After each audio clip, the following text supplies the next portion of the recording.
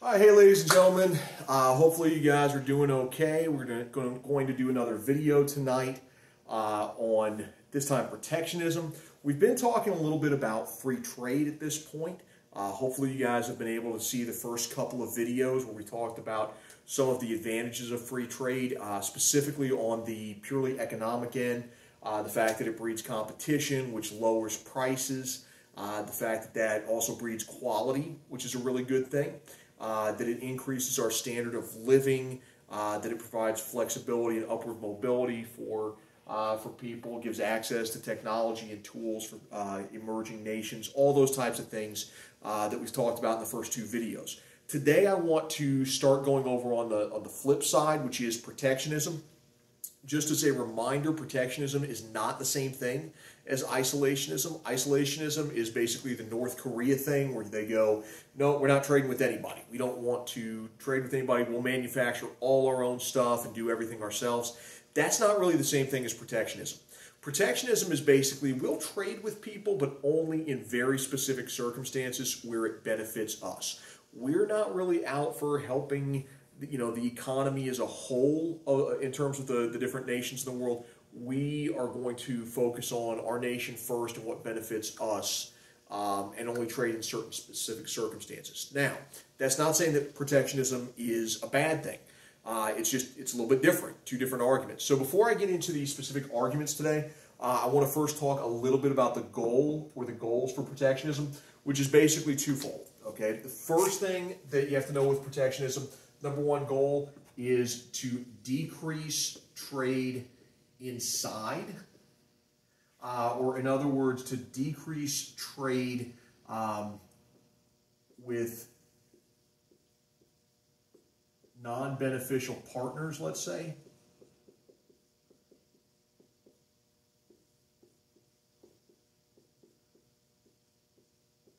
Okay, and then number two, to increase trade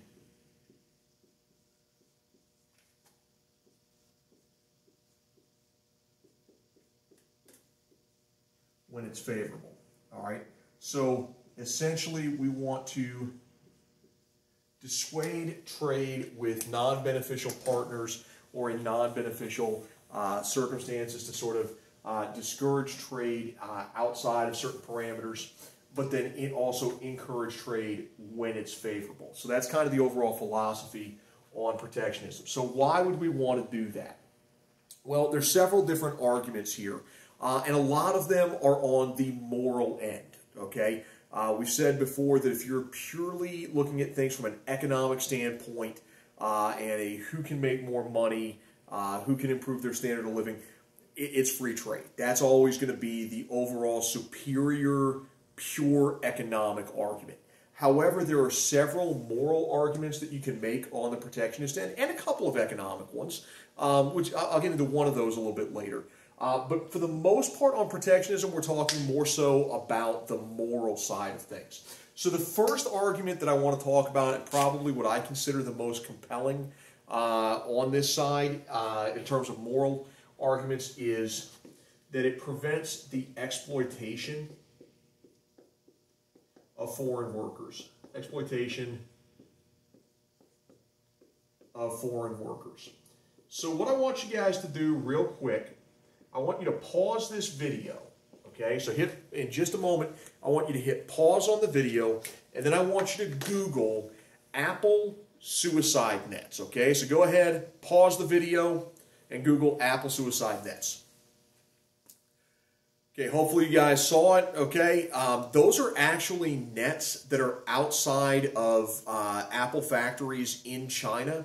And the reason those nets are there is because the working conditions are so terrible that so many people were actually jumping to their death rather than continuing to work there day after day, that Apple constructed suicide nets around these buildings so that when these people would jump, they would have a nice cushy landing, they could get them down, and after maybe giving them an hour break, go right back up and start working again. When we hear those stories, when we see those stories, we go, okay, there's got to be a better way. There has to be something better than that. And so the argument here is that, hey, if we're trading with other countries like the U.S. and China, trading, allowing Apple to have factories over there, that lends itself to those countries then exploiting, or companies exploiting foreign workers. If we have protectionism, if we're not trading as much, or we're discouraging certain types of trade, then we prevent that from happening. So that's very much a moral argument. Now the flip side of that, if you're on the free trade end, kind of the argument there is, you know, as much as that is frustrating and terrible to see that, for a lot of these workers, there's not really an alternative. If they're not doing that, if they're not working for pennies a day, it's certainly not as though they're going to big prom parties and things of that nature. In a lot of cases, there's no opportunities to earn a living in circumstances like that. So it really kind of depends on your perspective, but certainly I think we can all feel sympathy and empathy for people that are working in terrible conditions. We can all probably agree that they shouldn't have those conditions, and so that's an argument in favor of protectionism, to try to protect those workers. A second moral argument that we can have is protecting culture. That protectionism, one of the things it protects is culture. And so an example that I always give with this is France. So one of the things you may have noticed about France is they're very, very proud of their film industry. You have the Cannes Film Festival every year over there. They're very proud of independent filmmaking.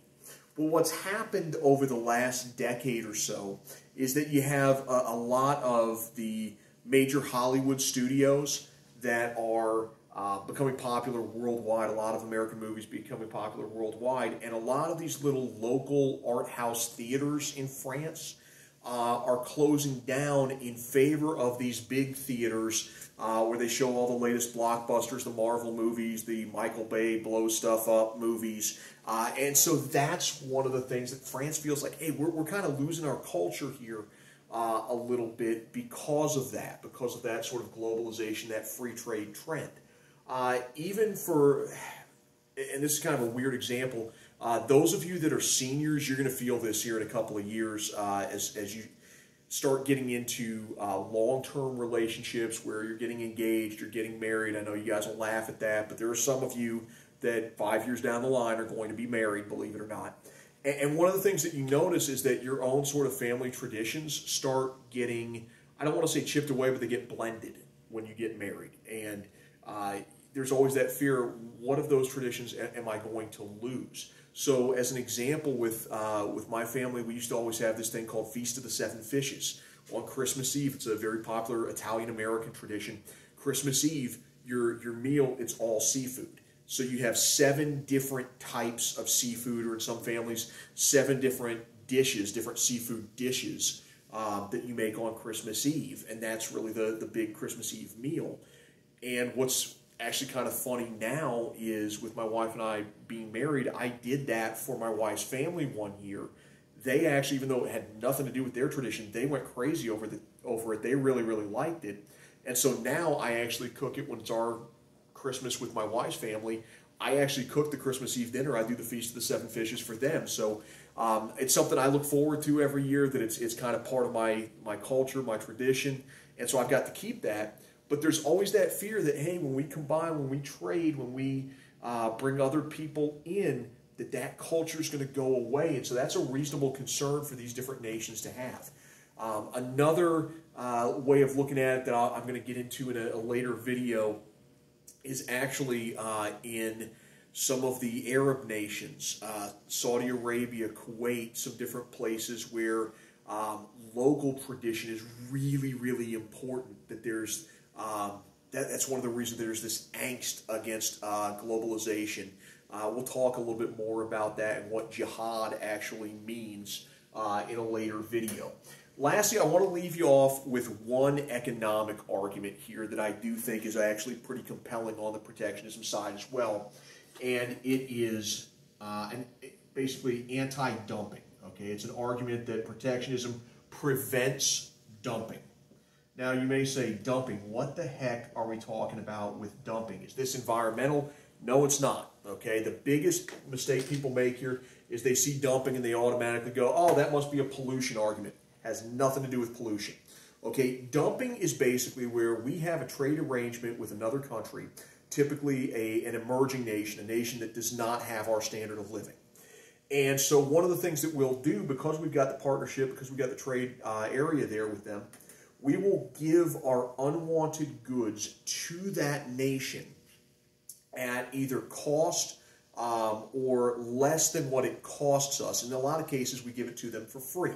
So if you think about the T-shirts that they make every year for the Super Bowl, they have a whole bunch of T-shirts for each team, regardless of who wins. So this last year, a few months back, we had the Super Bowl between the San Francisco 49ers and the Kansas City Chiefs. The Chiefs end up winning.